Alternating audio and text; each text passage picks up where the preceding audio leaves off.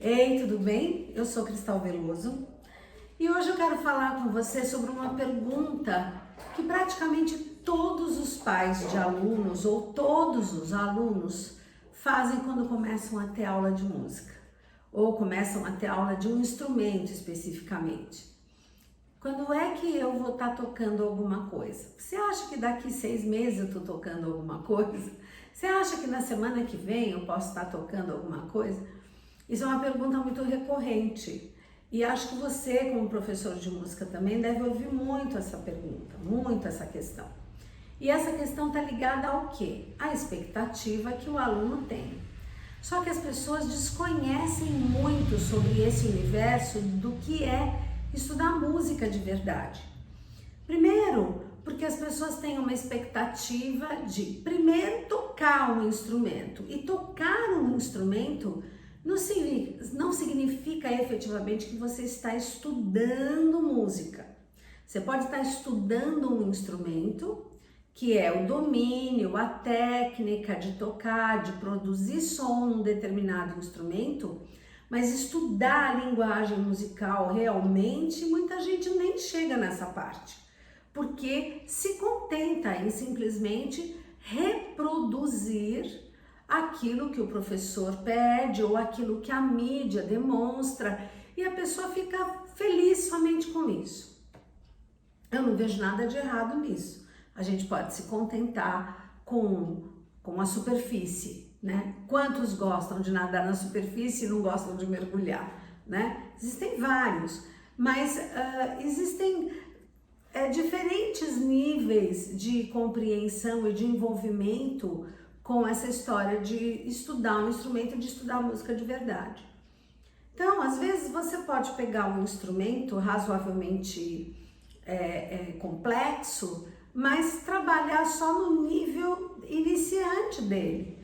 Então, quando você vai, às vezes o aluno chega e vai tocar, quero tocar com violão, acontece muito isso, né? Que o pessoal vai tocar violão, aprende 1, 2, 3 acordes, porque é assim mesmo que funciona. Se você tocar 3 acordes, um de tônica, um de subdominante, um de dominante, você pode tocar muita coisa do repertório popular feliz, né? Com 3 acordes se toca muita coisa, né?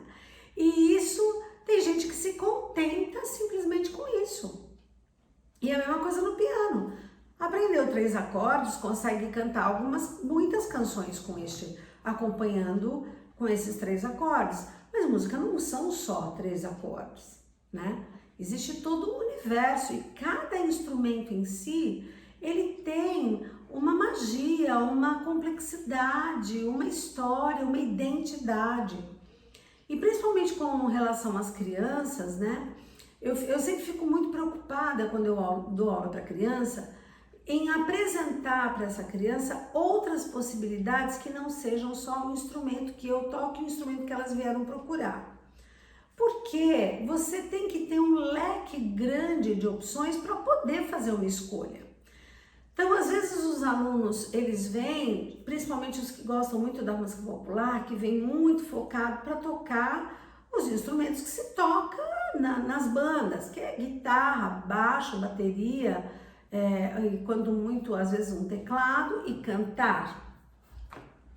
E hoje, essa história dessa relação com a música, ela está muito mais voltada hoje para alguns professores, eles trabalham muito mais o ego do aluno, de tocar, fazer com que o aluno toque uma música bem numa apresentação ou que ele toque com a família, mas ele não está preocupado em desenvolver, na verdade, o artista que tem dentro de cada um. Porque para ser um artista não basta simplesmente tocar um instrumento, né? Manusear um instrumento. O artista, ele é formado com um nível de questionamento e com um nível de conhecimento e de profundidade e de relacionamento com a música enquanto arte, enquanto linguagem, e do relacionamento que ele tem consigo mesmo, do quanto ele se conhece e o quanto ele pode usar essa linguagem, o seu instrumento, para expressar aquilo que ele pensa, aquilo que ele sente, a sua filosofia.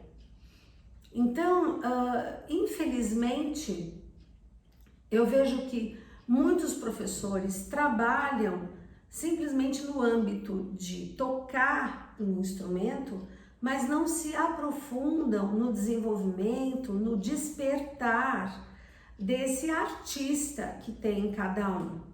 O próprio Orff dizia isso, né? Que a missão dele como músico, como educador, como pedagogo, era despertar o artista que ele acreditava que todos nós temos adormecido dentro da gente.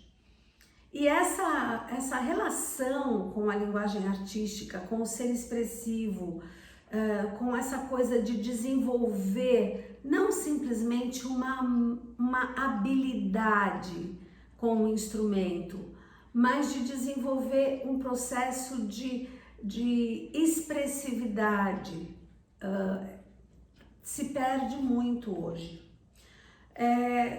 A gente tem um modelo de escola de música no Ocidente, né, muito baseado naquilo que acontecia no Conservatório de Paris. O Conservatório de Paris foi fundado em 1795, eu creio.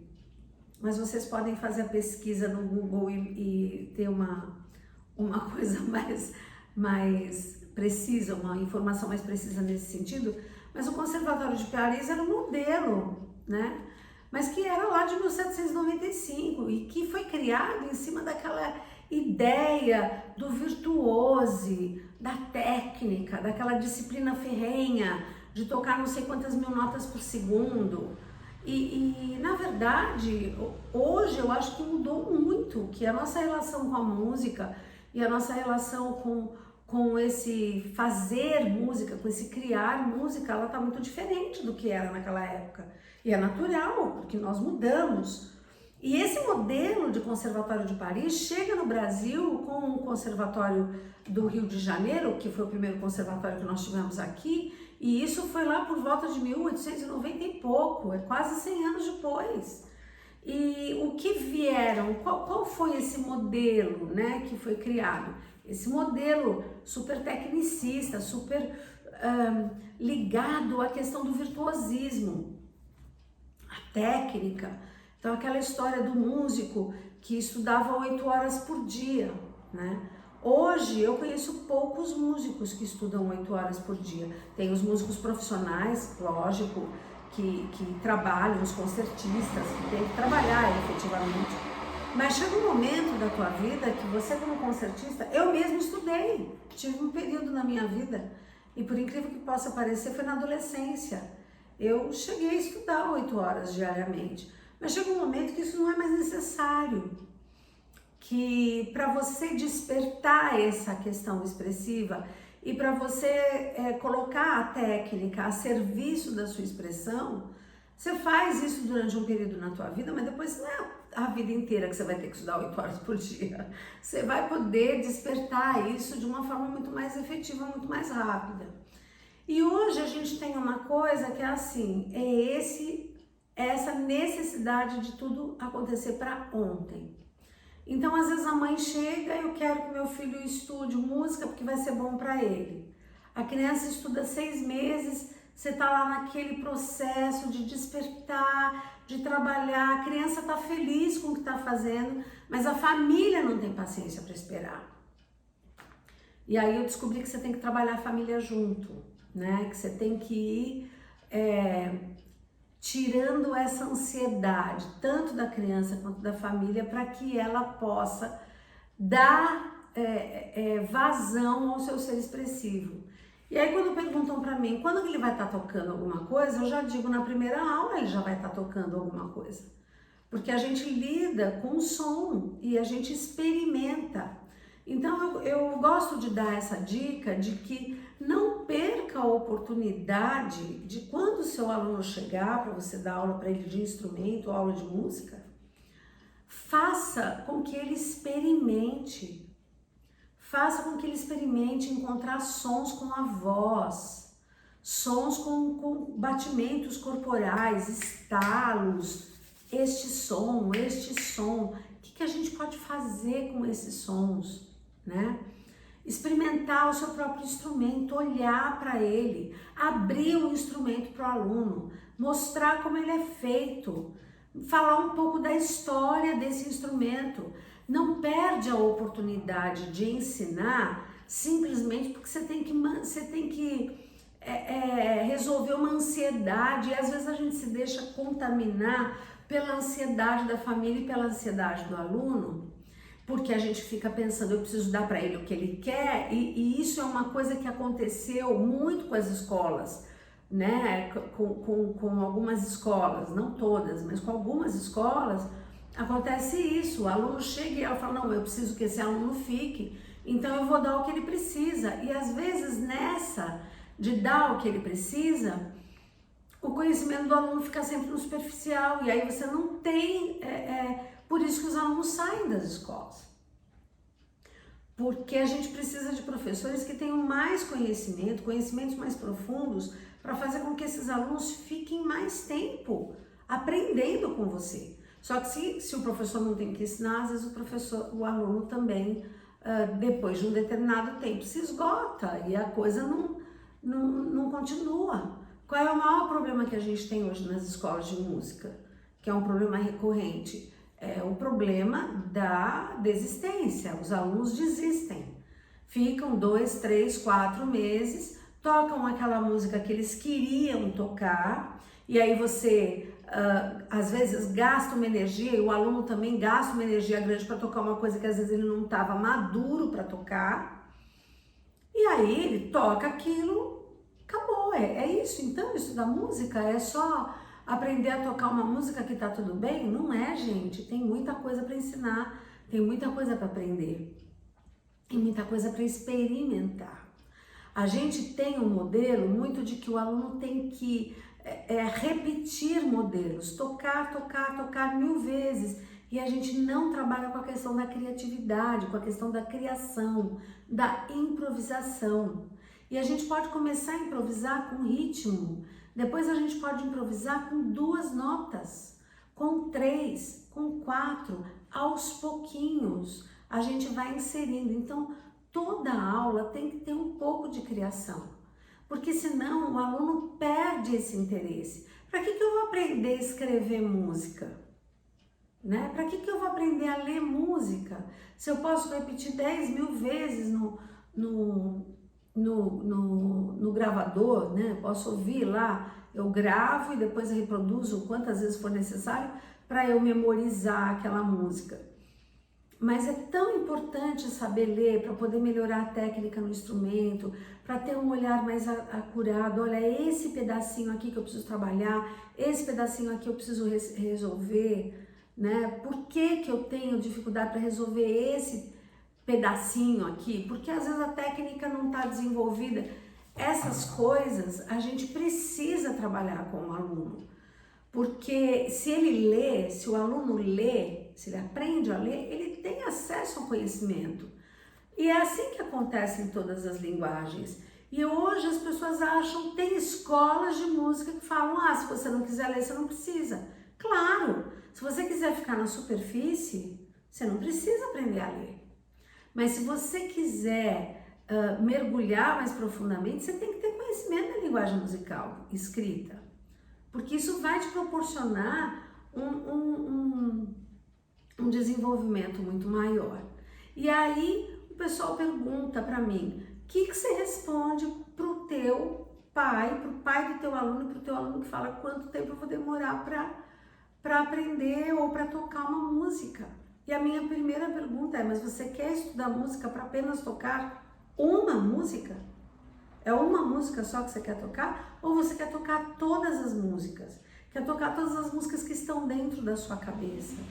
Né? Você não inventa nada, quando você vai no chuveiro, por exemplo, você inventa músicas no chuveiro? Você já inventou uma coisa muito legal que se você tivesse gravado ou se você tivesse escrito, poderia ter virado uma coisa muito interessante? Essas perguntas têm que ser feitas para o aluno. E sempre dizer que música é uma coisa que acontece no tempo e o aprendizado também. Então, quanto mais tempo a gente estuda, mais a gente aprende. Quanto menos tempo estuda, menos a gente aprende. É muito normal essa conversa. Então, e é uma conclusão muito fácil de se chegar. Portanto, quando o seu aluno pergunta isso para você, você tem que começar a ver o que ele quer, quais são as expectativas dele. E em cima dessas expectativas, ser muito franco. Para quem quer ser concertista, vai ter que estudar muitos anos, né? E para quem quer tocar uma única canção, tá bom. Eu conheço gente que aprendeu a programar um teclado, programa o teclado, pede para alguém programar, leva para um restaurante e ganha dinheiro com isso. Canta e programa o teclado toca sozinho. A pessoa, na verdade, nem sabe tocar. Ele sabe programar o teclado. Então, existem muitas coisas que fantasiam, né? Que mascaram a realidade do que é estudar música. Tem gente que se auto-intitula músico simplesmente porque sabe tocar 2, 3 acordes. Eu não estou desmerecendo tocar 2, 3 acordes. Mas eu sempre fico muito desconfiada de quem se contenta com tão pouco. E muito mais com professores que se contentam com tão pouco, né? Ensinar tão pouco. Então, é claro que você vai ter o aluno que vai ficar com você 6 meses e vai embora, porque não existe professor nesse mundo que não tenha passado por uma experiência dessa. Todos nós, professores de música, já passamos por essa experiência de alunos que chegam, ficam pouco tempo e quando você às vezes está chegando lá, ele vai embora. É uma escolha. Mas a gente também tem que pensar, poxa, eu tive alunos que ficaram comigo muitos anos, eu já tive essa experiência de ter alunos que ficaram comigo 5, 6, 9 anos, né, estudando, e chegou um momento, né, que eram crianças, chegaram na adolescência, que eu disse, olha, chega, você tem que conhecer outra pessoa, você tem que estudar com outro professor, porque esse outro professor vai acessar outras portas que eu não tive, que eu não acessei em você. E às vezes a gente não acessa por falta de conhecimento mesmo, porque não experimentou daquela forma, porque tem um jeito de trabalhar. Isso não tem demérito nenhum, mas é importante a gente poder ficar bastante tempo com o aluno para poder ver até onde a gente pode chegar também. Então, quando os seus alunos começam a ficar pouco tempo, você tem que se fazer a pergunta, será que eu não estou esgotando as minhas possibilidades cedo demais? Então, você aprende a tocar e vai tocar nos bares, vai tocar nas boates, vai tocar nos lugares por aí e as pessoas estão satisfeitas com o que você faz. E você, por estar satisfeito com o que as pessoas estão, porque as pessoas se satisfazem com pouco porque conhecem pouco de música, você acaba deixando de estudar, acaba deixando de investir no teu próprio conhecimento. E isso é muito ruim, porque eu não conheço um bom professor que tenha parado de estudar. A gente continua estudando a vida inteira.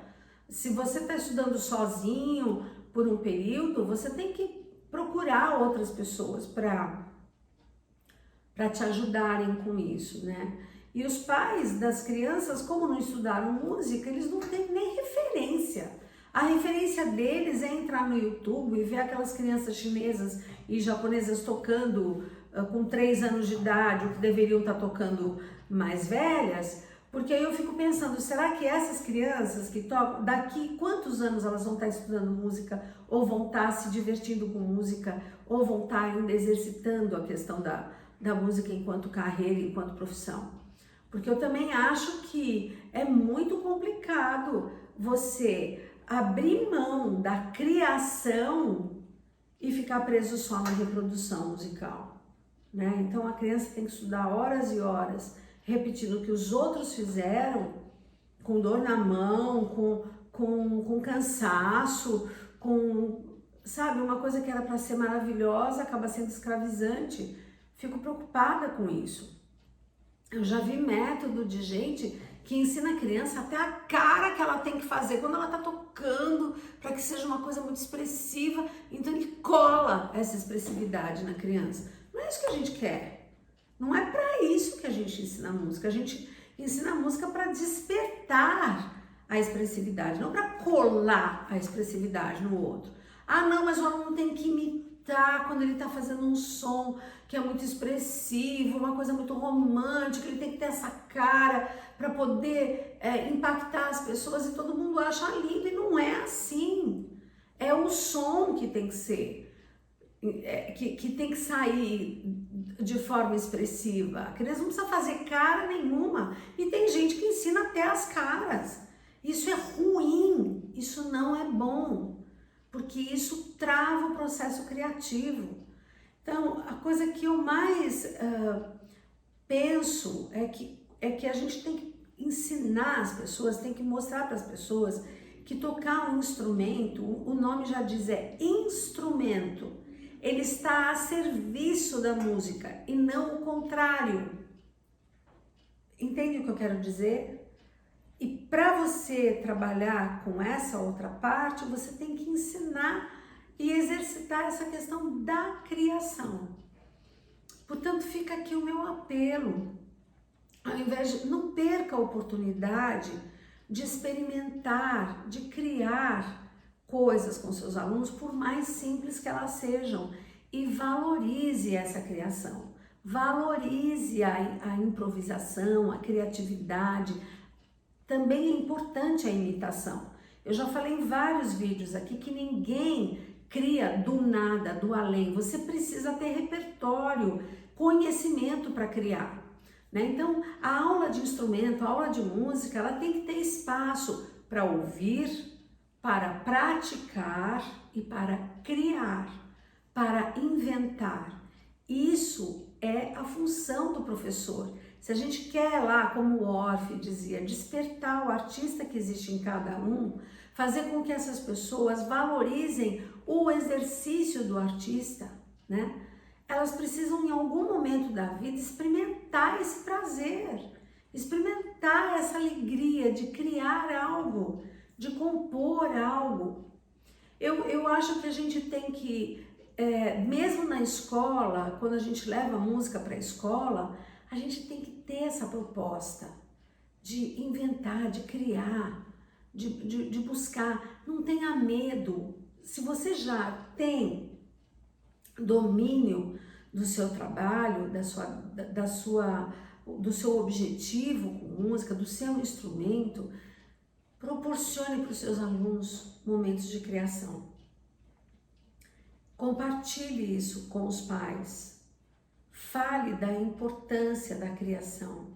Estudar arte não é estudar só reprodução de coisas, de outras coisas, de imitar. Eu vejo criança cantando música, vou até citar, às vezes a criança está cantando uma música que ela gosta, que está na mídia, ela não canta com a voz dela.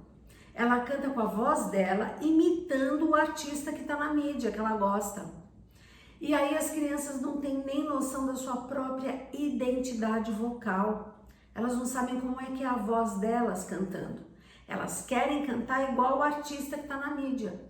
Mas a hora que você pede para ela cantar com a voz dela, ela se surpreende e às vezes ela nem gosta. Porque ela não é estimulada a cantar com a voz dela. Aí o professor fica pondo playback na sala de aula, em vez de botar o playback para o aluno cantar em cima, ele põe a gravação porque acha que a gravação original tem lá a voz do artista que está cantando, então é melhor que ele cante junto com o artista porque aí sai afinado. Esse não é o caminho. A gente tem que, na aula de música, na escola, fazer com que o aluno entenda qual é a identidade vocal dele, qual é a voz dele, como é que é o som da voz dele, como é que música fica bonito para eles cantarem, né? Que música que eles fizeram que pode cantar, que seja uma música de 2, 3 notas, não importa. Valoriza isso. Porque a gente não tá aqui para criar papagaio. A gente tá para ensinar música e repetir o que já fizeram é importante, é claro, a gente tem que estudar coisas, tem coisas maravilhosas. Ninguém pode deixar de tocar, vai estudar piano e não estudar Bach, meu Deus, tem que tocar Bach, é uma coisa maravilhosa, mas não aos 3 anos de idade. Entende o que eu quero dizer? Quando tiver maturidade para entender a grandiosidade, a beleza disso. Às vezes ficam querendo tocar coisas tão complexas para agradar pai, para agradar a mãe, para agradar o dono da escola, mas não agrada o aluno, não agrada a criança. Então vamos pensar nisso. Eu gostaria que vocês pensassem bastante nisso e quero saber o que vocês pensam a respeito também. Eu sei que não é fácil, porque você vai ser cobrado do pai, da escola e da própria criança a dar para ele sempre aquilo que ele quer. Mas não se esqueça, o bom professor também ensina aquilo que o aluno precisa aprender. Não só o que ele quer aprender, mas o que ele precisa. E eles têm que ter uma noção de processo. Hoje todo mundo aperta um botão, a coisa acontece. Não é assim. Para aprender de verdade, você tem que fazer o processo. E o processo leva tempo. Não leva muito tempo, mas leva um tempo. E trabalhar essa autorregulação, de ter paciência, de repetir, de fazer outra vez, faz parte do estudo de qualquer aluno. Eu lembro que uma vez na escola perguntaram para mim, perguntaram para o professor e o professor respondeu para a gente. Professor, quantas vezes o Thomas Edison teve que testar para a lâmpada, para fazer a lâmpada? E aí o professor contou uma história de que o Thomas Edison disse que tinha testado já 900 vezes o que tinha e não tinha dado certo. E aí disseram para ele assim, o assistente dele falou, olha, Thomas, esquece, a gente vai parar com isso porque a gente já testou 900 vezes e deu errado. E aí ele respondeu, pois é, nós já sabemos 900 formas que não dá certo, né? Então, por isso que eu te falo, experimenta, testa, faz coisas na sala de aula para desenvolver a criatividade. Às vezes você vai se surpreender, vai ter músicas que você vai querer mostrar para os pais nas apresentações porque foram os alunos que fizeram. Então testa, se não der certo a primeira, faz a segunda, a terceira. Aí você vai anotando o que deu errado, porque pelo menos você vai saber na tua pedagogia 900 formas de que você fez errado e que você não vai errar mais, ou que o aluno fez errado e que ele não vai errar mais. Mas não vai acontecer isso. 900 é muito. Vai testando, vai ajustando e trabalha a criação com o teu aluno na sala de aula. E através da criação, quando você mostra para o pai, olha, ele não está tocando ainda aquela música que você gostaria que ele tocasse, mas ele te fez esta música e é criação dele. E a gente tem que se orgulhar da criação dos alunos. A gente tem que estimular isso.